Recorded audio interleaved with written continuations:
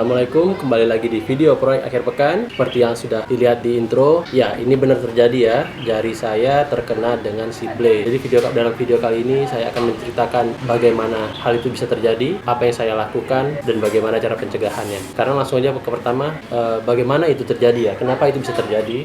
Ya, sekarang saya sedikit menceritakan bagaimana terjadinya kecelakaan itu ya. Jadi saya sedang memotong ini balok lebih kurang ukurannya 4,5 kali 4,5 cm.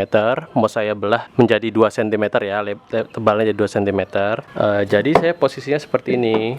Saya sudah memotong sampai ujung. Tangan kanan saya mau megang pustik yang ini ya. Saya sedang mendorong. Tangan kiri saya tuh 3 jari di sini. Saya sudah dorong hampir habis. Jadi udah sampai seperti lebih kurang di sini ya, lebih kurang di sini. Saya melihat yang di bagian pandangan saya teralihkan dengan yang bagian belakang kayu belakang ini agak seperti ini dikit, agak ke sini sedikit.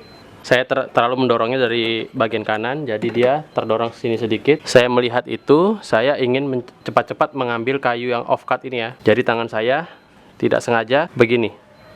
Dan saya terpotong di bagian ujungnya. Ya, itu kejadian gimana terjadinya kecelakaan itu. Jadi sebenarnya pada saat dipotong sudah sampai sini, ini kan sudah terpotong, dua-duanya sudah terpotong. Ini sebetulnya tinggal saya lepas, nggak ada masalah ya.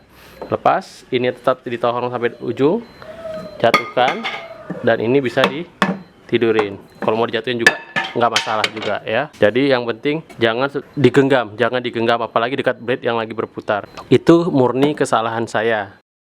Itulah yang terjadi pagi ini. Ini kejadian baru tadi pagi, lebih kurang jam 9.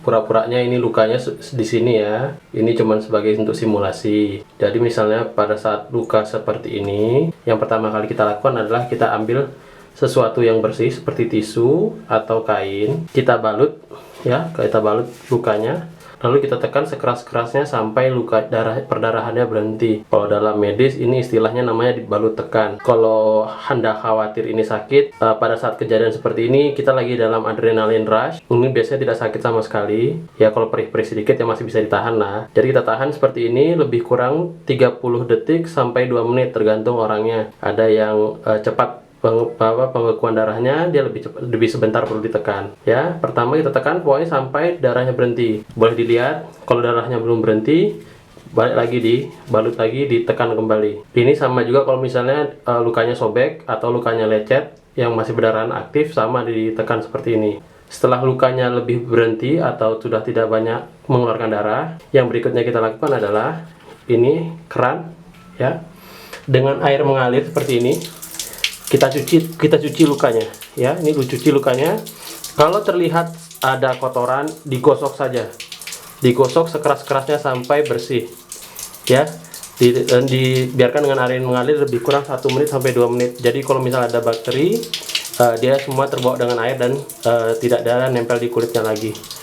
Pokoknya digosok saja terus ya, atau dibiarin seperti ini ya, lebih kurang sampai 1 sampai 2 menit. Setelah itu kan basah kan, kita ambil kain yang bersih lagi, kita keringkan. Setelah itu baru diberikan betadine. Ya, ini jarinya yang luka, boleh dikasih ya betadine seperti ini, diteteskan di bagian lukanya, atau diberikan Rivanol atau obat merah lainnya, terserah, nggak harus betadine. Yang penting dia sudah diberikan antiseptik supaya mengurangi kemungkinan infeksi. Setelah diberikan betadine, kalau misalnya ini hanya luka terbuka, maksudnya luka lecet, kita tidak perlu menutupnya, tidak perlu ditutup pakai kasa, apalagi kalau sudah perdarahan sudah berhenti. Kecuali dia luka terbuka, luka robek yang perdarahannya walaupun sudah dibalut tekan, dia tidak berhenti ya, itu baru kita balut dengan kasa, ditutup, langsung dibawa ke klinik atau rumah sakit terdekat, karena itu kemungkinan harus dijahit. Kalau misalnya potongannya dalam sampai mengenai tulang atau kena saraf, itu harus ke rumah sakit yang minimal ada dokter bedah atau dokter ortopedi. Kenapa?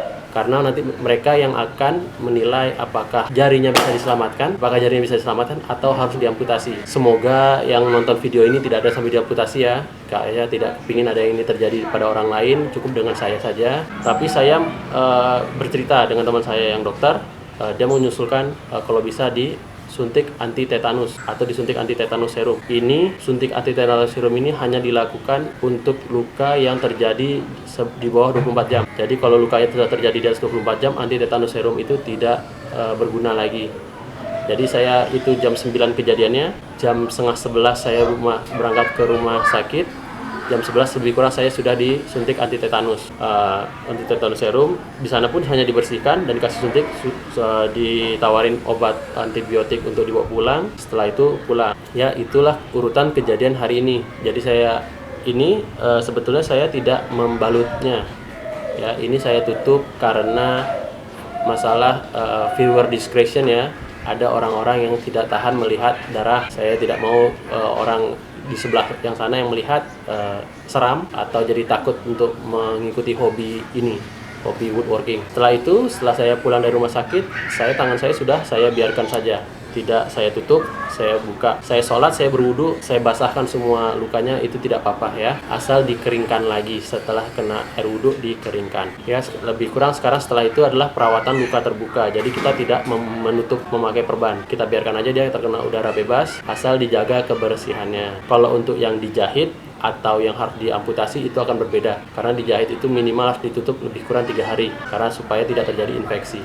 Ya, itu lebih kurang urutan kejadiannya, bagaimana hal yang bisa terjadi, dan apa saja yang saya lakukan. Untuk hobi kayu yang seperti ini, kita beresiko untuk terkena paku, tertusuk skrup, kena blade. Saya menyarankan kalau memang mau diberikan vaksin tetanus. Itu rasanya minimal dalam seumur hidup kita disuntik 5 kali. Ya, biasanya di bayi sudah ada 3 kali, DPT pada umur 3 bulan, 4 bulan, dan 6 bulan. Ada yang sudah di booster pada umur 18 bulan. Kalau saya belum di booster di 18 bulan, tapi saya yang 3 di awal saya sudah. Jadi sebetulnya kedepannya keinginan saya adalah saya ingin vaksin tetanus untuk memastikan supaya tidak terkena tetanus.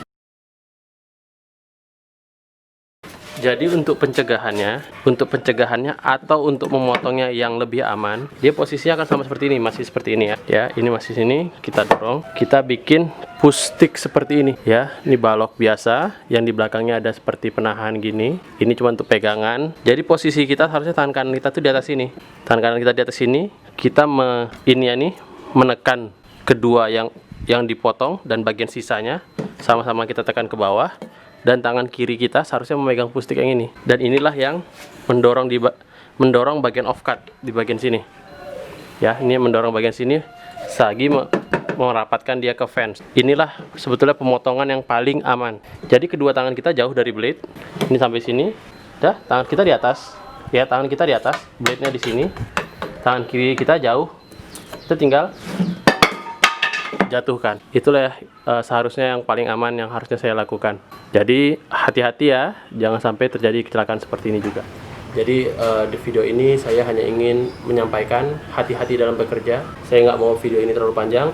Terima kasih yang sudah menonton sampai habis. Semoga teman-teman aman, jaga keselamatannya. Kalau ada tambahan atau pengalaman pribadi atau apa aja yang Anda lakukan pada saat Anda terkena blade, boleh di komen di bawah biar kita sharing bersama. Kalau Anda suka video ini, boleh di like dan di share, dan jangan lupa di subscribe untuk video-video berikut.